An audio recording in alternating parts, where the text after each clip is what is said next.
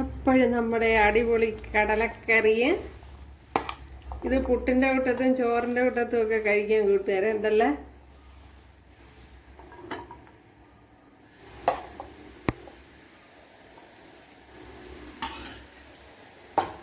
അപ്പോഴിന്ന് ഇതേപോലൊരു video ആണ്. അപ്പോഴും വീഡിയോയിലേക്ക് പോവാം.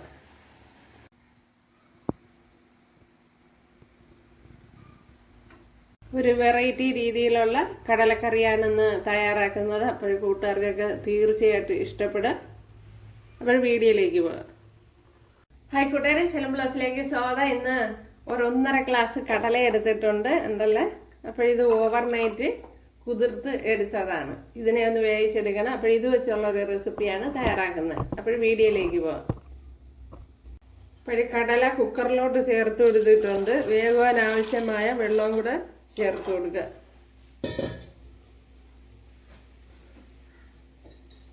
അതിനുശേഷം ആവശ്യത്തിനുള്ള ഉപ്പ് ചേർത്ത് കൊടുക്കുക.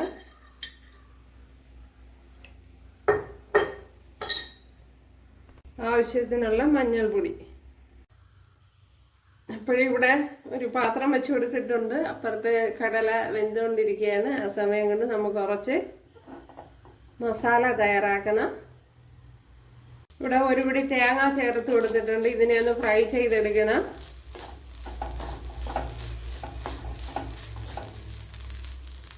ഒരു ശകലം ഓയിൽ കൂടി ചേർത്ത് കൊടുത്തിട്ടുണ്ട്.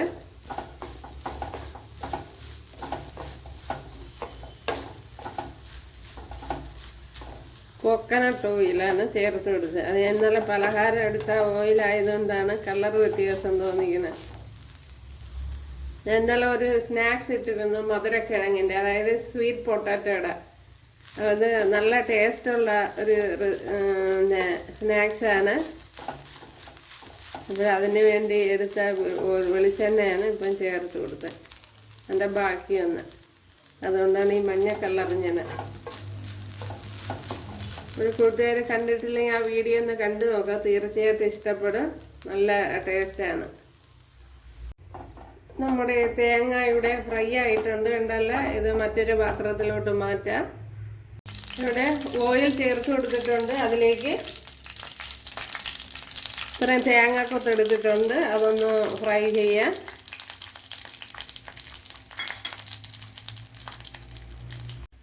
ഇതിലേക്ക് 10 അല്ലി വെളുത്തുള്ളി, ചെറിയ പീസ് ഇഞ്ചി, 2 പച്ചമുളക് ഇത്രയും ചേർത്ത് കൊടുത്തൊന്ന് മൂപ്പിച്ചെടുക്കണം. ഇവിടെ വഴണ്ട് വന്നിട്ടുണ്ട്. അതിലേക്ക് ഇനി ഒരു വലിയൊരു സവാള ഇതുപോലെ കട്ട് ചെയ്തെടുത്തിട്ടുണ്ട്. മീഡിയം സൈസ് ആണെങ്കിൽ 2 എടുക്കണം. ഇതിലേക്ക് ഇനി ആവശ്യത്തിനുള്ള ഉപ്പ് ചേർത്ത് കൊടുക്കാം.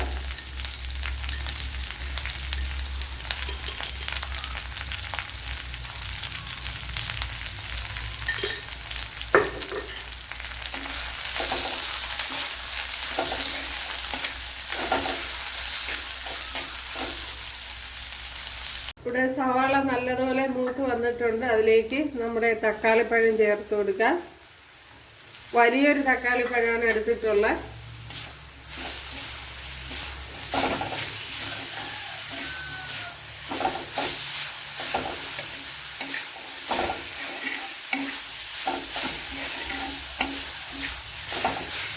ഈ തക്കാളിപ്പഴം കൂടെ ഒന്ന് ഉടഞ്ഞു വരണം.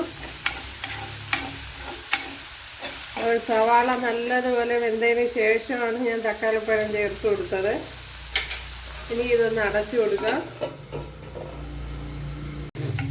നമ്മുടെ തക്കാളിപ്പഴമൊക്കെ നല്ലതുപോലെ വെന്ത് ഉടഞ്ഞു വന്നിട്ടുണ്ട് ഉണ്ടല്ലേ.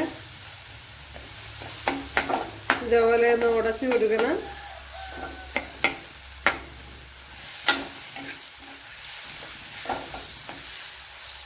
ഇനി ഇതിലേക്ക്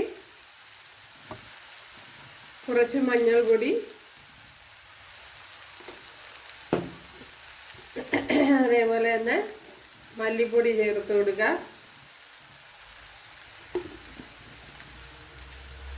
മല്ലിപ്പൊടി ഒരു 2 ടേബിൾ സ്പൂണാണ് ചേർത്ത് കൊടുത്തത്.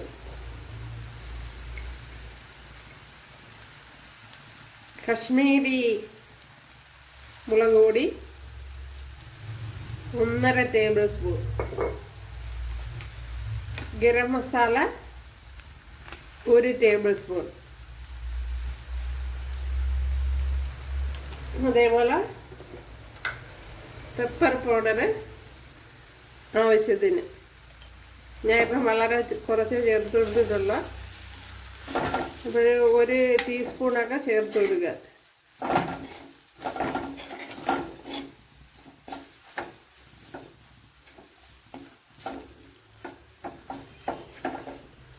ഇനി ഇവിടെ നമ്മുടെ കടല വെന്തിട്ടുണ്ട്. അതിൽ നിന്ന് കുറച്ച് വെള്ളം മാറ്റി കൊടുത്തിട്ട് ചേർത്ത് കൊടുക്കുക.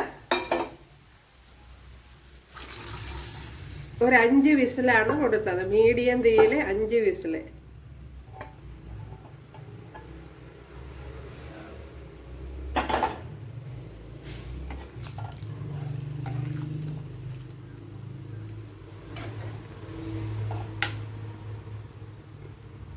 അപ്പോഴതിൽ വേവാൻ ഉപയോഗിച്ചിരുന്ന വെള്ളം ഞാൻ എല്ലാം എടുത്തില്ല, കുറച്ച് വെള്ളം അവിടെ ബാലൻസ് ഉണ്ട് ഉണ്ടല്ലേ.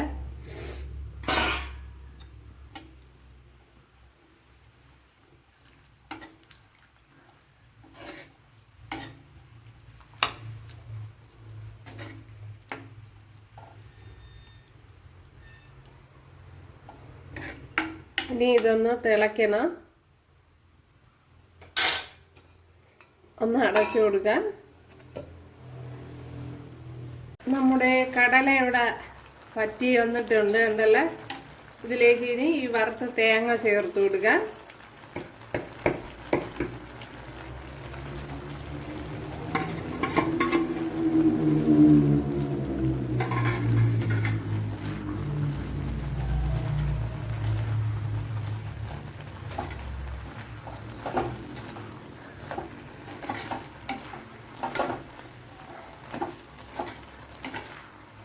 ഇത് പുട്ടിനും ചോറിനും ഒക്കെ നല്ല ടേസ്റ്റ് ആയിരിക്കും.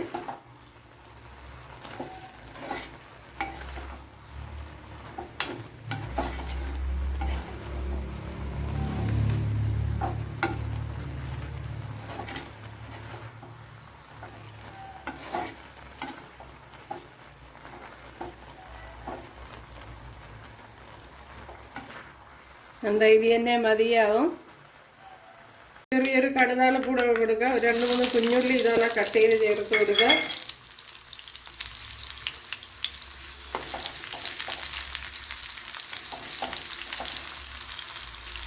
രണ്ട് മൂന്ന് വറ്റൽമുളക് കൂടി ചേർത്ത് കൊടുത്തിട്ടുണ്ട്.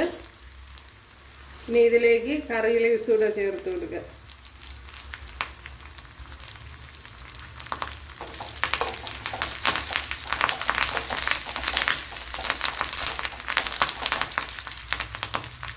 ഉണ്ടല്ലേ, അടിപൊളി റെസിപ്പിയാണ്. അപ്പോൾ കൂട്ടുകാരെല്ലാവരും ചെയ്ത് നോക്കുക.